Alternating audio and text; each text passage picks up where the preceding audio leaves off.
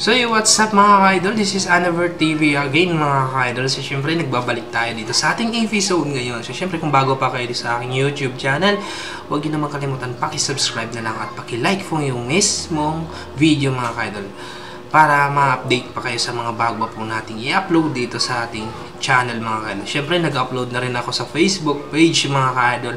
Kung doon naman kayo nanonood, ay paki-follow na lang at paki-like po yung mismong video. Malaking tulong po yun para sa akin. Maraming salamat po. So, yun. Meron tayong, sa episode natin ngayon mga ka-idol, ito yung 3 players na nire-revive ang kanilang NBA career mga ka-idol. Itong si Rudy Gobert and Zion Williamson at saka si Jalen Suggs mga ka-idol. So, sa ngayon mga ka-idol ay napakahalimaw itong mga player na to mga ka-idol. So, ano nga ba yung dahilan kung bakit nire-revive ang kanilang career noon? So, yun.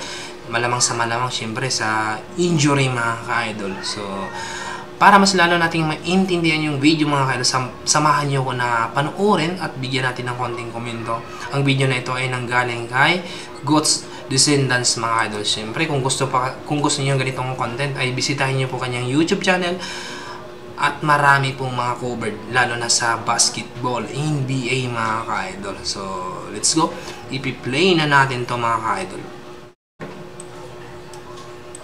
Tatlong players na nire-redeem ang kanilang mga sarili this season. Pangit nga ang laro ng mga players na ito last year o di kaya in-spend nila ang taon sa isang rehab from an injury. At kailangan na revive nila ang kanilang laruan sa pagpasok ng 2023 to 2024 NBA season. Number 1, Zion Williamson. Matapos pangunahan ng New Orleans Pelicans sa number 1 spot ng Western Conference in the early stages ng regular season last year, ay nagkaroon ng isang season-ending injury si Zion.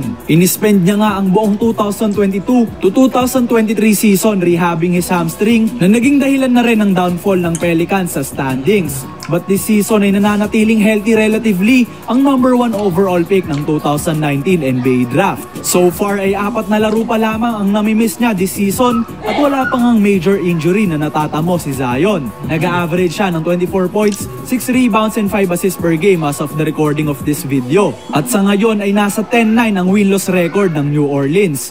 One thing din na na-maintain ni Williamson ang kanyang weight kahit na papano. Isang bagay nga yan na madalas mapuna sa Pelican star forward na ito, Goat Fam. Samantala, sa patuloy na baglaon ng season ay tignan natin kung masusustain ba ni Zion ang kanyang laruan at manatiling nga kayang healthy for the remainder of the regular season ng player na ito.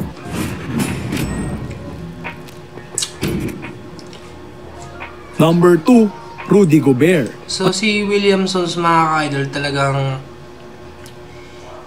grabe, tinatawag yan na taguro mga ka-idol. Napakalaki mo yung napakalakas talaga yan. So yun na mga ka-idol ay sa ngayon ay 4 na laro pa po. So nire-record ni Idol 3 months ago ito ay 4 na laro pa lang po yung namimiss sa kanya.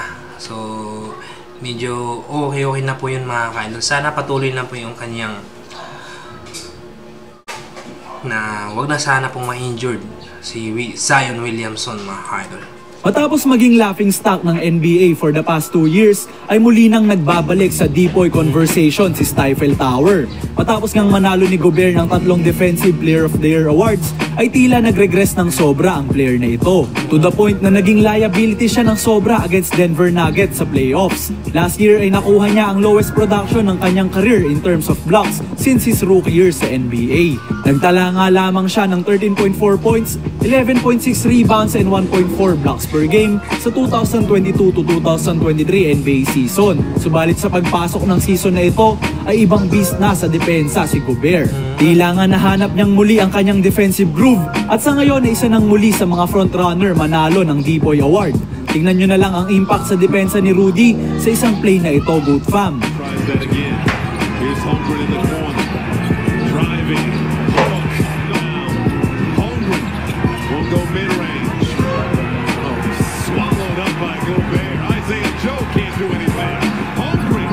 Sa ngayon ay nasa 102.3 ang defensive rating ni Gobert na highest sa buong NBA by a mile. At nag-a-average siya ng 12.4 points, 11.5 rebounds and 2.3 blocks per game, anchoring the defense ng best team sa Western Conference so far. And ang last sa ating listahan ay ang former number 5 overall pick ng Orlando Magic noong 2021 na si Jalen Suggs. Sa unang 2 taon ni Suggs ay naging mediocre ang kanyang performances sa isang Orlando team na nagre-rebuild pa nga lamang noon. Bilang isang high draft pick ay inasahan si Suggs na mag-develop bilang isang scoring two-way star matapos ang great performances niya sa college. Subalit sa unang 2 taon niya sa NBA ay naging inconsistent ang player na ito at nabag rin siya ng mga injuries dahilan upang maglaro lang ng a total of 101 games in his first 2 seasons, averaging 10.8 points, 3.3 rebounds, 3.6 assists and 1.2 steals per game. Marami ng mga analyst ang nagle-label sa kanya na isang bust, subalit sa pagpasok ng season na ito ay ibang Jalen Suggs ang nakita natin. Tila ba naging isang relentless player si Suggs na nagbibigay ng high motor plays every time sa Magic at nag-improve na rin ng sobra ang kanyang depensa to go along with his energy.